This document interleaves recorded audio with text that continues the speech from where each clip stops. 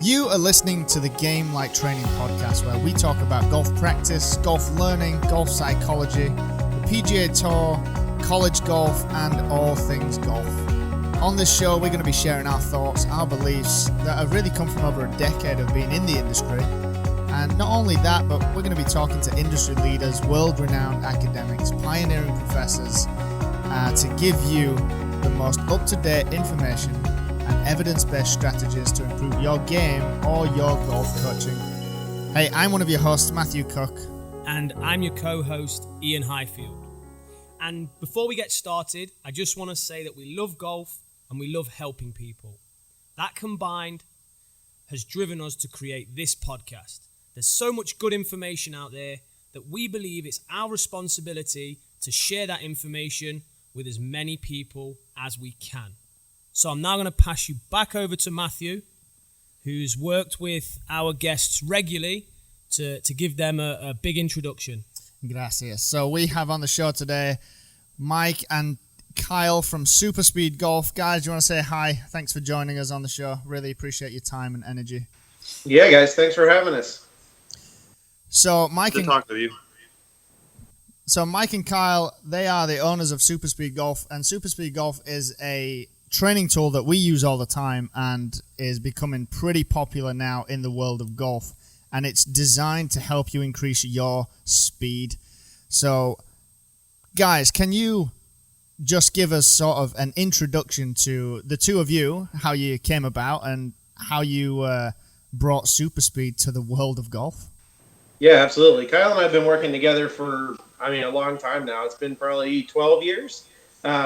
We used to own a golf performance company called Catalyst Golf Performance in Chicago, and Kyle ran the health and wellness side of that coaching performance business. I ran the swing coaching equipment fitting side, and together we were able to really have an integrative and comprehensive model of helping people get better at golf. One of the things that we found along the way during that entire time, we found there was this training technique called overload underload training. It had been done in a lot of other sports, and nobody really ever done it in a great way in the golf industry. So we were working with a lot of long drive professionals, and this was actually back in like 2013, 2014, and this was something that we felt like we needed because it was one of the things that could give anyone, including some of those fastest players in the world, that just an extra little bit of percentage of gains in club speed. It can really make a big difference. And for those athletes, like any couple miles an hour is a huge advantage over the field. So that during that, we were testing out some different ways to do overload underload training. We actually kind of changed the term, and we changed the name of it to overspeed training that year, mainly because of a lot of the research that we did on the background of what was actually happening biomechanically in the body, what was actually happening neurologically as a player's going through this training. That's why we call it overspeed training. And the big basis there is just, in order to get faster, you've got to train faster. You've got to make your body move faster in order to train speed. And then my background, I played amateur golf, competitive golf for many years, and then collegiate golf. Kind of got burned out from the game and went more into the health and physio side of it. Did a lot of rehab with spinal injuries and cervical injuries, and then hooked up with Mike where I really got back more into the golf industry and started to train more specifically golf fitness and golf rehab, and we opened the Catalyst Golf Performance together. So Mike and I were always in sessions with our clients where I was watching the lesson part of it, and he was in the gym with me, and I think we had a pretty good product going. A lot of good players coming through and working with us for big chunks of time on every part of their game. And then we really had a good influence from TPI and some of the stuff they've done with a gentleman named Tom House, who's a famous pitching coach, also works with a lot of the top athletes, quarterbacks in the NFL, your Tom Brady, Matt Ryan, Drew Brees, on their mechanics and ability, obviously, to throw that ball faster. And it really spurred us into working at how can we get these overload, underload concepts more in-depth in golf. And so that's what Mike was talking about with the long drive guys, spurring that. But it was definitely like a side project for us that it really blew up for us, and we started to put most of our time and effort into that. And now that's what we do on our day-to-day basis. Yeah, it kind of changed from us taking an athlete at our academies and looking at every possible thing that could be affecting their golf game and then building comprehensive programs to fix their entire program to just being hyper focused on how can we help everybody get more speed in their golf swing. And so we sort of went a different direction there from our background in the kind of more comprehensive coaching to now this just real niche specific branch of speed coaching. That's Ian's got a pretty good question lined up. I'm gonna let him go into it. But let me preface this. I think it's great that you guys initially, and still are, just not in as much of a capacity, coaches. I think that's very important. That it goes hand in hand with the product that you guys have. I was gonna save this one.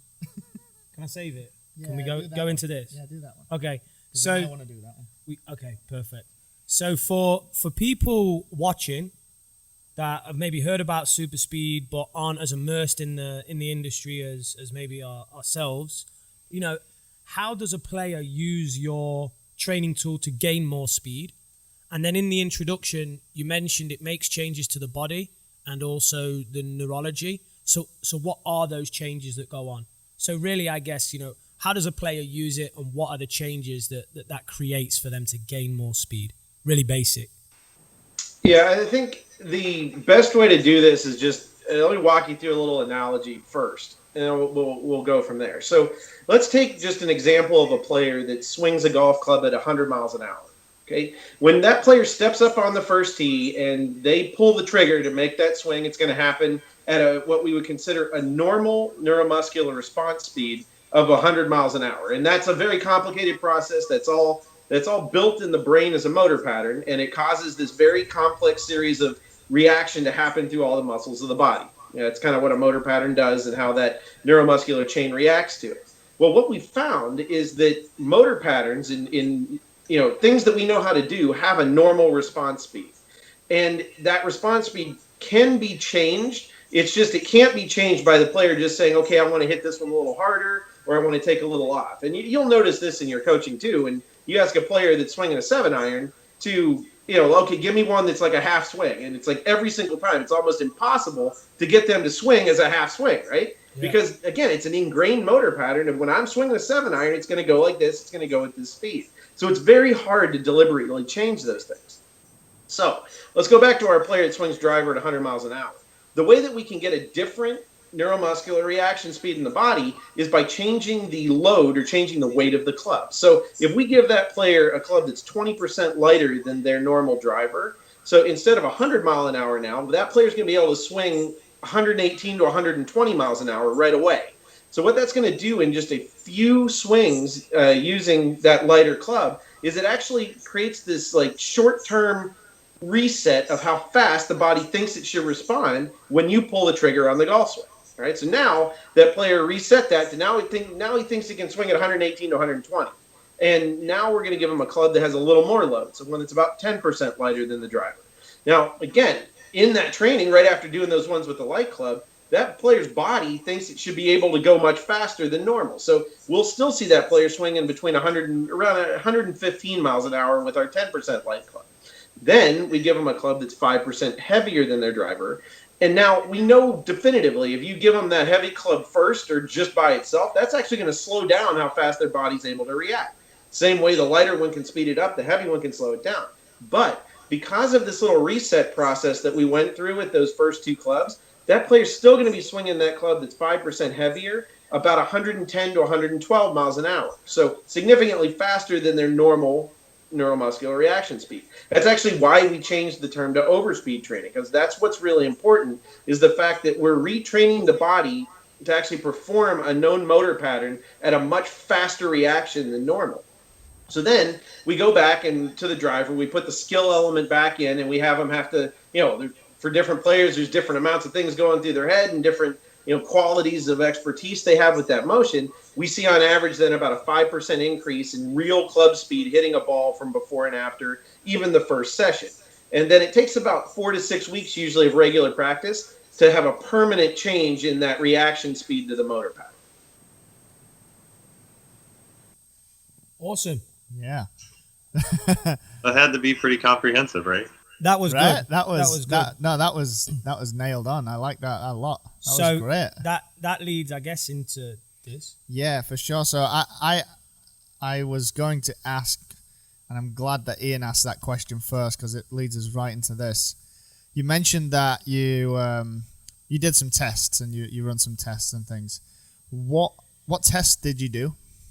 I'm curious to know, like, running us through an example test that you guys have done. Kyle, you want some of this, or you want me to take it? Yeah, go ahead. Matt, do you mean, though, like, how do we build our system for the testing of, like, the different weighting structure?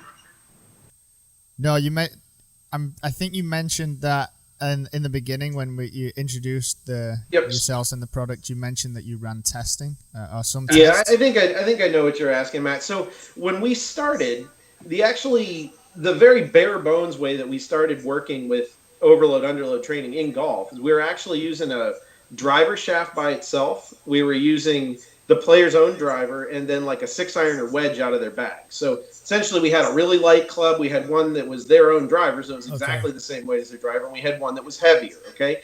So we did initial testing with that. We actually, at our academies in Chicago, we had about 50 players. I have the actual data on this that I can send you guys if you want to post some of it. But we ran an initial test phase here where we were testing for like a 6-week period, players using that system with a very kind of rudimentary protocol that somewhat looks like our introduction protocol now. So about 3 swings on the dominant and non-dominant side, light to heavy through that system with a standing and step change of direction swing. What we found after that testing, I want to say that out of the first test might have only had about 30 people in it, but we had one person out of the entire test group that didn't see an increase in speed. Okay. Now the average increase in speed over that group in 6 weeks was only about 2.5 to 3 miles an hour, or about 2.5%. But the fact that we saw almost 100% of the players, and the one guy that didn't get speed, there were some extenuating circumstances on a health standpoint there. So we're like, okay, we're on to something here, because that can't be an anomaly that everybody got to get, right? It was probably so Matthew. He was the guy, I think. Go ahead. Matthew was probably the guy that didn't pick up any speed. It was probably him that was the one in the swing. It wasn't him. We're not going to name names. But hey, can I just stop you there, guys, for 1 second? I just want to let everybody know, and all of the 3 or 4 listeners. Mum, I've told you this last week on the phone, but me and Ian played in a golf charity event, and Ian won the long drive, so give him a round of applause for that. But I just want to say that I did knock it about 30 yards past him, but I was in the rough by like 5 yards, so I didn't win. So when we're talking about speed, I think it was you, dude. We won't reveal the distance because that will give away. I'm with you, though. I live in the D.C. area, and our club, we got a ton of rain in the last couple weeks. We went out and played the end of last week, like right after the rain started this weekend. And I mean, we had 4.5, 5-inch rough in places. Like the difference from a foot in the fairway to there was a lot. So I feel you. Anyway, sorry to interrupt, man. But we probably just ruined your train of thought trying to be funny. Yeah, when we took those initial results and we said there's got to be something to this. So we just wanted to figure out ways to make it better. So the next thing we did is we had a ton of different prototypes built of different weighted, clubs that look similar to our SuperSpeed clubs now. So basically a golf shaft with a different weight on the end. And we wanted to figure out what the best differential of weights was going to be to get the best results. And we broke that down into 4 different test groups that were using the super light ones, using medium weight, and up to, I think we had stuff 40% light or 50% lighter than the driver, up to about 25% heavier than the driver. And during that testing, we found some really cool stuff. We did the same before and after type testing to see real club speed gains, but we also did a lot of we did a lot of testing on 3D motion capture. We were using an AMM12 sensor and also some KVEST data at that point. And it was really great to see actually what was happening relative to that player's normal biomechanics when they were doing the swings with our clubs, free swings with our clubs. So I'll get to that in a second. But what we ended up finding is that there was an optimal set of clubs that you'd use for this type of training that will get you the best results. And we found that was what it is now, that 20% light, 10% light, and 5% heavy, which does change things over significantly from the way it's done in throwing sports. Main reason for that, and like throwing sports will go lighter, they'll also go much heavier. And the reason for that is you're holding that ball or baseball in your hand. Okay, so the length of the arc, which adds a lot of resistance to that rotational motion, is much shorter. So you can get you need more weight to change if you're throwing a baseball to get the same amount of resistance or force change than when you're getting a golf club. It has to be a lot lighter in order to get that same amount of change. So that's where we were. The light side was really cool. So on 3D, what happens if you get too light? And we see people even on Golf Channel or on YouTube and stuff all over the time. And Kyle always, when it's on, he's like, "Oh, Mike's recording this. He hates this shit." And I do. But like when someone's just up there swinging a shaft, okay, what you would see if you actually measure that on 3D, you're going to lose all of your ground force mechanics. You lose all your lower body sequencing. You essentially only see that player creating speed with like their hands and arms. We've also found that's actually a pretty big injury risk for players when they do that. If they get something too light outside of the realm of what their normal swing mechanics look like, that's when you start to really have some injury risk. So we found that around 20% lighter than the driver was where the kinematics matched their normal golf swing, where we saw the same patterning through the lower body and the same energy transfer going through the whole body. That's why we started at 20% light. On the other side of that, we found if they got much more than about 7 or 8% heavier than the driver, all of the rotational velocities in the pelvis, the torso, the arm segments, all of that stuff slowed down. So it was too much resistance, and that player actually, couldn't create more speed than normal, even doing the training. So we said, we don't want that. We want this to always maintain higher rotational velocities and higher end club speed than that player's normal swing. So that's sort of how we found that breakdown.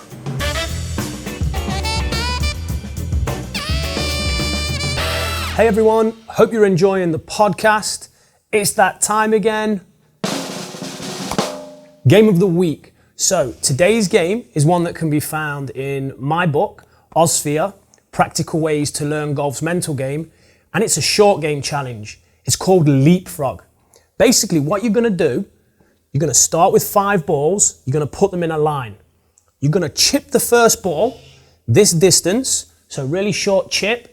You step into the second ball, and within 3 to 4 seconds, you must hit and land it just a little bit further than the previous shot.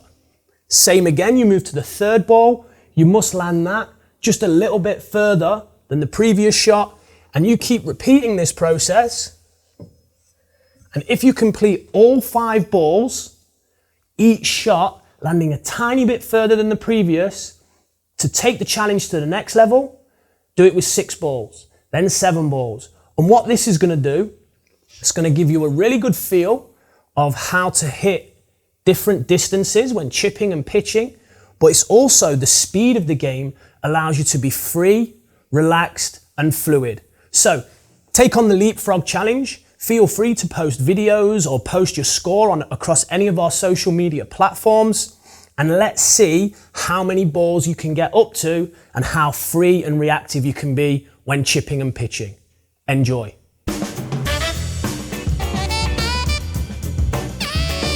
We want this to always maintain higher rotational velocities and higher end club speed than that player's normal swing. So that's sort of how we found that breakdown.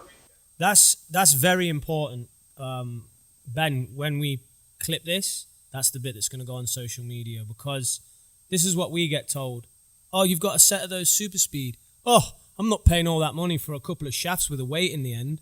Well, I had a certain way of answering that, but you just gave me all the ammunition that I now need to say, no, you're investing in the research and you're investing in actually the optimal weighted clubs based on evidence.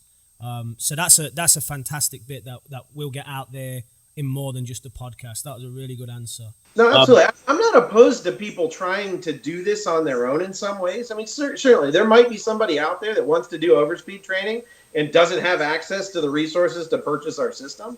You can get some amount of gain from using those I would say more rudimentary systems with it, but it's certainly not as effective. The piece that I don't like is the light side. If you don't have If you get too light, it really can start to be really unsafe for players' wrists and elbows, which can be some of the worst injuries you can possibly get in the golf world. That's great. What I would say is obviously everything you've talked about so far comes from in-house. It comes from you guys at SuperSpeed. Have you had any third parties do any research or any sort of white papers, anything like that on the product? Yeah, we had a biomechanics and exercise physiology major in University of Western Florida named Daisy Mae Kenny, actually doing some laboratory research for us. So they've got a Vicon 3D system there. They've actually got the laboratory force plate. She also used body track as well for that. And she is publishing that paper for us to show rotational velocities, changes, obviously the speed changes using TrackMan. And also, I think they got some EMG studies to see what's actually happening with the muscle firing through the system. So we were looking for that. And that she just sent us her review of the paper, what's going to be launched there. And then we also have a lot of that just kind of extraneous data that's not laboratory based, but from coaches and trainers around the world sending us their stats and their MySwing data or their KBest data or whatever else might be. And look, I only ask because, again, that's another objection, right? The top level academics will look at the studies and say, well, it's all in-house, so it's marketing or it's this. It's not for you guys. You guys are actually getting top level academics to research this in laboratories that don't have any affiliation to the company, and the results are coming back positive. So, there's so much bullshit that flies around in the golf industry that, yes, there is a place for evidence-based practice, and there is a place for these tests, and you guys seem to be ticking all of those boxes. So I just think it's awesome. Even just now, and this isn't my area of expertise. I'm a mental performance coach, and I'm into effective practice and effective thinking. But even now, I'm already listening to you guys thinking, my interest and desire to get people using this is increasing based on listening to you. So I think it's fantastic. Good job. Yeah, no, on that end, like our goal with this whole thing, again, as a coach, the gold standard of coaching, in my opinion, is getting the most result from a player with the least amount of input. Trying to do as little as possible to get the biggest results for somebody, because it doesn't cloud the situation with just too much information. And all of SuperSpeed Golf has been built on that coaching model of simplicity, of trying to give them one simple goal of making that club move faster during these training sessions and trying to get a lot of different things to improve in their game just with that one simple thing. Awesome. So, and Matt and Ian, I just wanted to add one other thing with that is that was the reason why we didn't put a golf club head on the end of our product. We wanted that single goal of how fast can I move the end of that weight at impact. And actually Titleist a number of years ago was having lighter and heavier drivers being built where they were hitting balls. And you would see guys like Padraig Harrington using that. And you guys might know Mike Voigt out of Belmont University in Nashville, but he had some cool studies about what they would see with speed training in different levels of handicaps, like your amateur players all the way up to your highest level professionals. And you would see some benefit with your amateur players that weren't super ingrained with their motor pattern, but as you got into the better and better players, they really couldn't get much of a speed increase hitting balls because they had all the thoughts of launch conditions, impact, club face, attack angle, whatever it is. And they have so many reps at that, they couldn't get out of that to increase club head speed. So it's really actually, you can put a chart on that. Level of expertise going up. If you're hitting balls during training, it's harder to get real changes. And this just doesn't come just from speed. This would be a lot of different things you're working at. But, taking the specific skill element away, obviously makes it a lot easier to get bigger changes to happen. And the higher level of expertise with the player you have, the more you got to do that in order to really affect real change with them. So good. So it's not just a shaft with a weight on the end. It's optimized. It's been studied.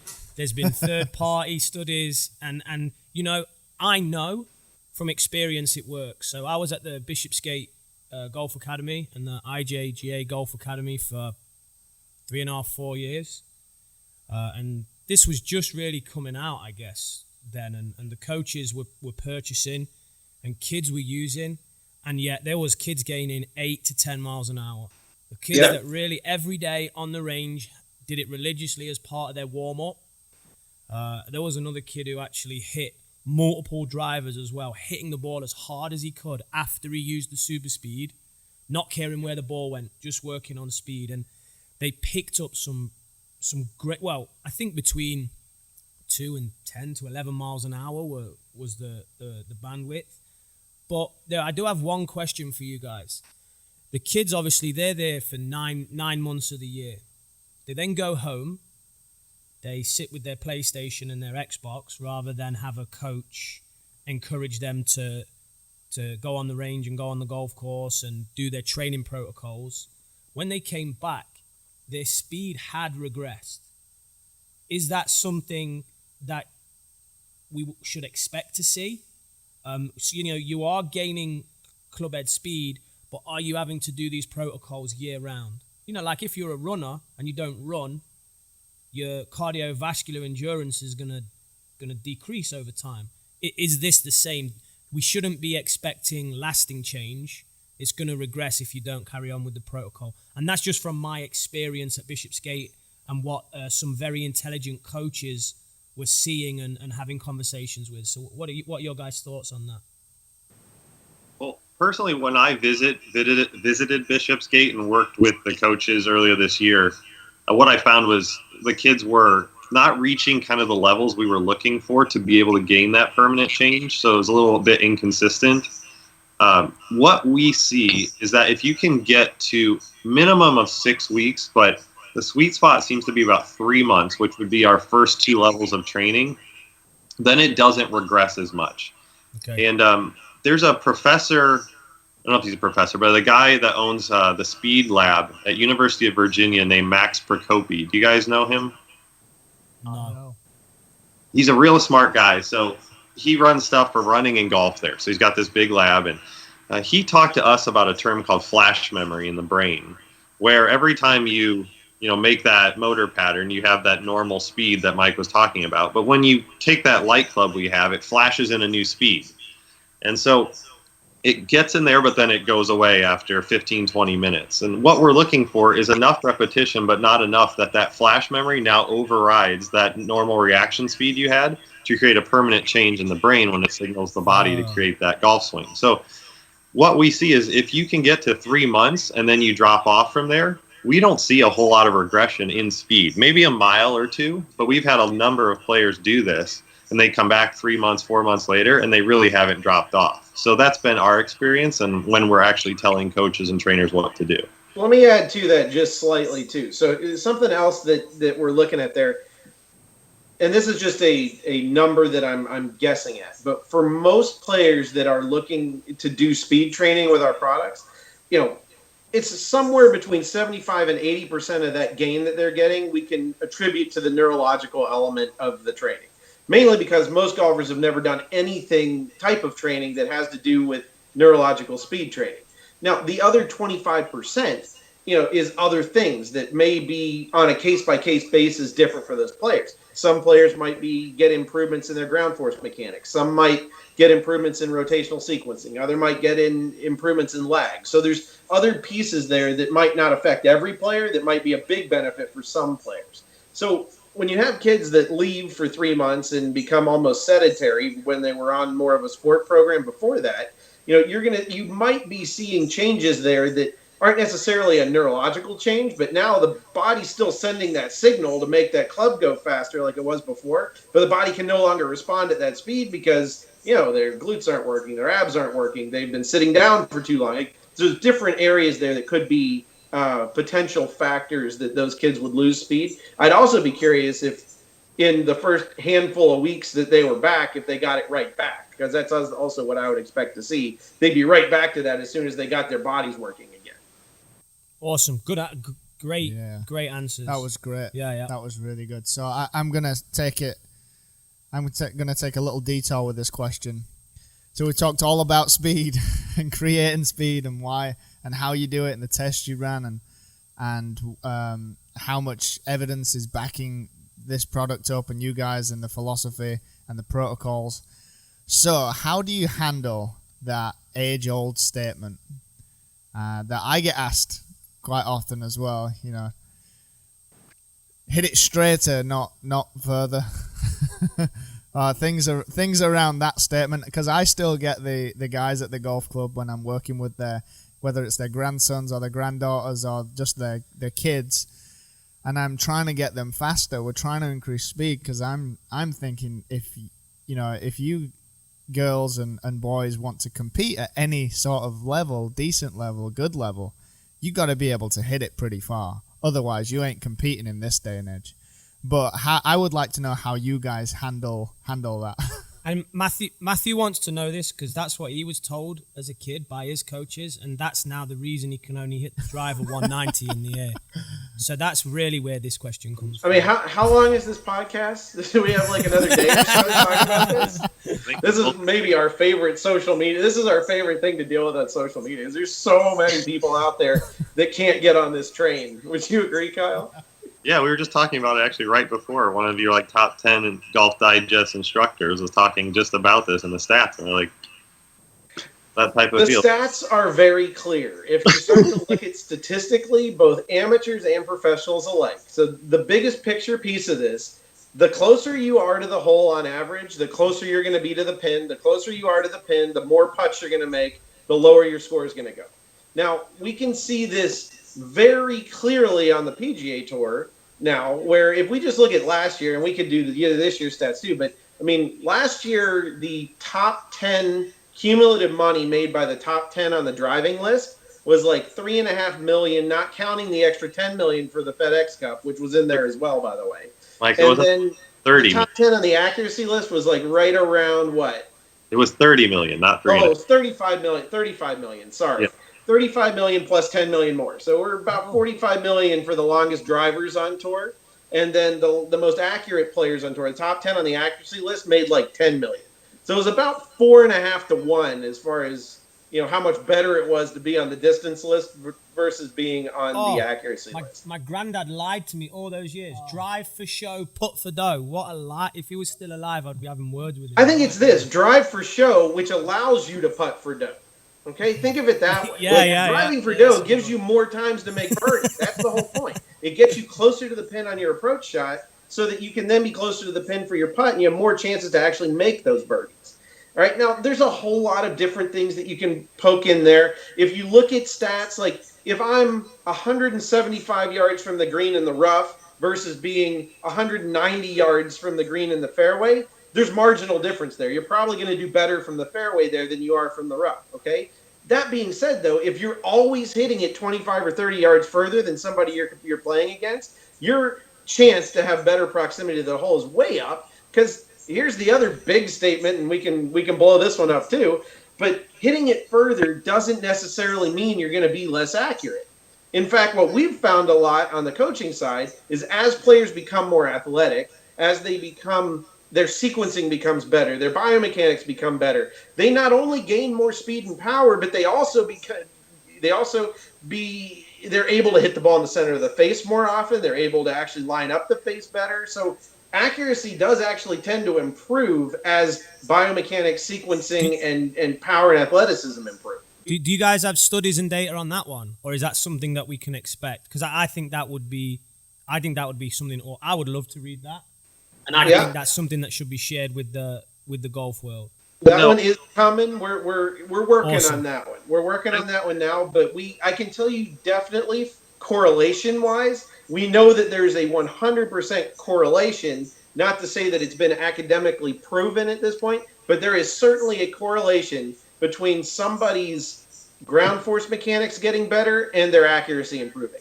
There is definitely correlation between their rotational sequencing getting better and accuracy improving. And there's certainly, I would say, also correlation between players' impact position or lag through impact. When that improves, we also see their accuracy improve. All three of those things are things that we tend to see improve by the use of overspeed training, speed training, general athletic training for the golf swing. So correlation-wise, it's definitely there. We're working on some different studies in-house, and then we also have some others going on over the next year and a half that should be able to put an end to this entire debate. But yeah, I mean, end of the day, if you want to fly private on the PGA Tour, your best chance is to hit it over 330.